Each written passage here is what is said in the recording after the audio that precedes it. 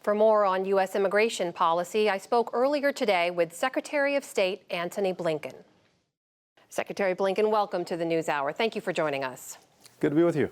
So we are speaking at a time of unprecedented global migration. As you well know, our southern border is no exception. As Title 42 goes into ending tonight, we're already seeing, some 8,000 or 9,000 apprehensions a day at the U.S. southern border. Officials are saying some 65,000 people are waiting in northern Mexico to try and cross after it ends. We're facing an unprecedented test of our system. What are you worried about at this moment in time? Well, first, it is important to emphasize that this is unprecedented because we are facing around the world more people on the move than at any time in recorded history, displaced from their homes for one reason or another. And that's powerfully true in our own hemisphere. And of course, that brings them in our direction. We have been working on this for literally day one of this administration. And the most important thing is this. It is getting a shared sense of responsibility across this hemisphere for the challenge of migration. And we've been doing that. President Biden's been leading that effort. We brought countries together in Los Angeles at the Summit of the Americas, and out of that came the Los Angeles Declaration on Migration, where countries are stepping up to do things that they weren't doing before to help all of us get control of migration in the hemisphere. Those are long-term solutions, Mr. Secretary. What are you worried about in the immediate term? When this rule ends tonight, what worries you? Some is long-term, but of course many other things are immediate. For example, just in recent months, we struck an agreement with Mexico that's very important, where Mexico has agreed to take 1,000 people a day who come across and don't have lawful status in the United States from 4 countries, from Venezuela, from Nicaragua, from Haiti, and from Cuba. At the same time, we're working very closely with other countries to be able to repatriate people who come across unlawfully.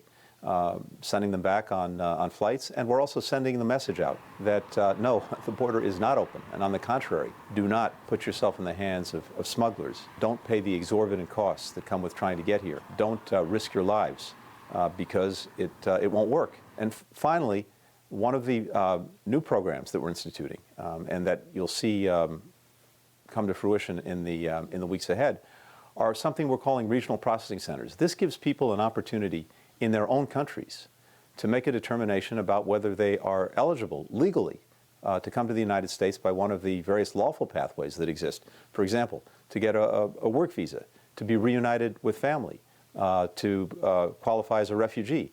And making that accessible, making that available to people gives them an opportunity in their own countries to find out if they can come to the United States lawfully, instead, again, of making the incredibly hazardous journey all the way to our border, with all the dangers and all the costs that come with that, only to find out that, no, they can't get in.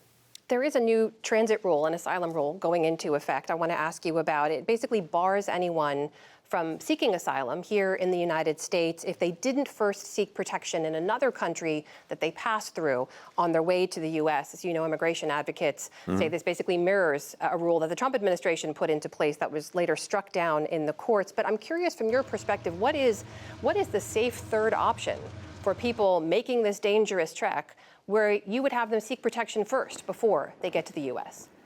Well, this does go to the shared sense of responsibility that we're trying to build across the hemisphere.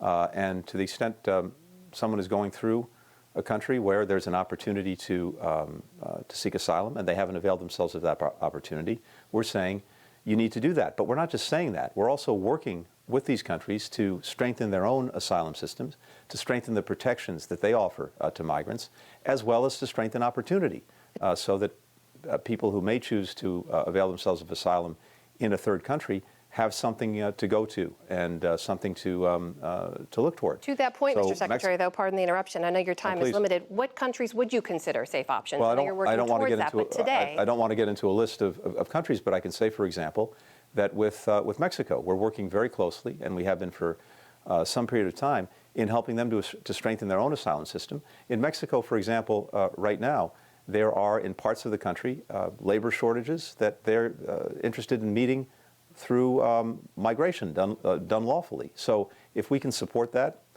that may be one opportunity for people. Mr. Secretary, with all due respect, Mexico's murder rate is 4 times that of the United States. Your own State Department has issued several travel warnings, do not travel warnings, for a number of states across Mexico for U.S. citizens. Why would that be considered a safe option for anyone making that journey? It's, as you know, a vast country with big differences depending on where you are in the country, so a lot depends on what part of the country we're talking about.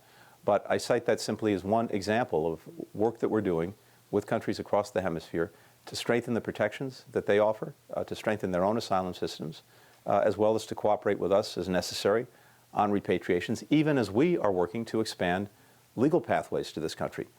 I'd like to ask you about Ukraine, if I may. Just today, Ukrainian President Volodymyr Zelensky said that the West had not delivered enough armored vehicles for them to launch a counteroffensive. Just a couple of days ago, you said that you believe they do have in place what they need to continue to be successful in regaining territory. So how should we understand that? Who's right?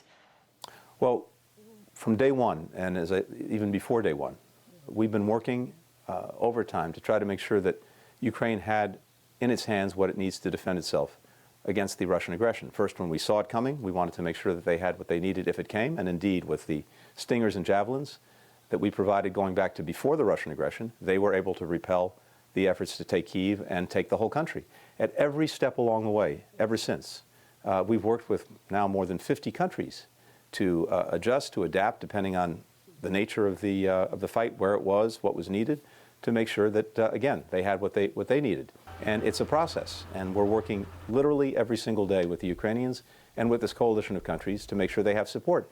If there are gaps, if there are shortages, they'll tell us, and we will make every effort to make good on them. They have been asking and requesting these longer-range missiles from the U.S. up to 185-mile range. The U.S. has so far refused those requests, but British officials say they will send to Ukraine missiles with 180-mile range, which is basically the same.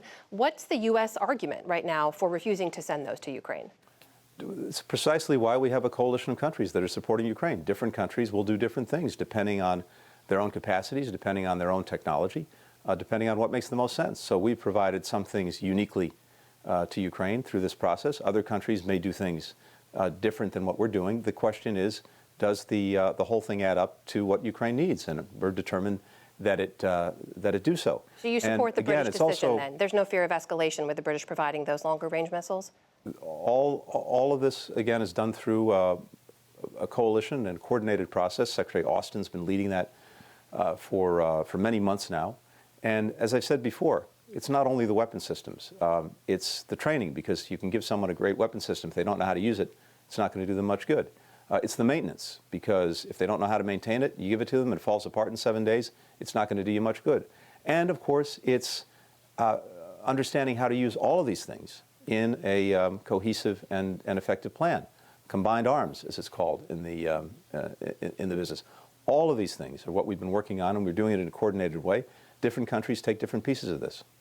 As you know, President Zelensky criticized the U.S. after those intelligence leaks by the junior airman Jack Teixeira in Massachusetts, calling them not beneficial to the reputation of the United States. Do you believe that the U.S. intelligence community fully has its arms around the extent of that leak? We are, as always, working overtime to make sure that we're protecting the information that needs to be protected, including in this instance and also more broadly.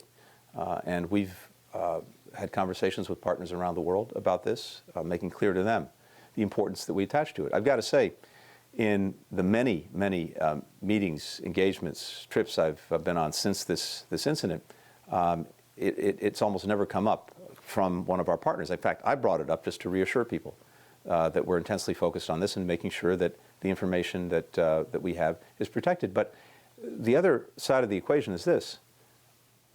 Allies and partners around the world know the extraordinary value of the information that we're able to develop. They know how important it's been to them. And of course, they want to make sure that we preserve it. That is U.S. Secretary of State Antony Blinken joining us tonight. Secretary Blinken, thank you very much. Please come back soon.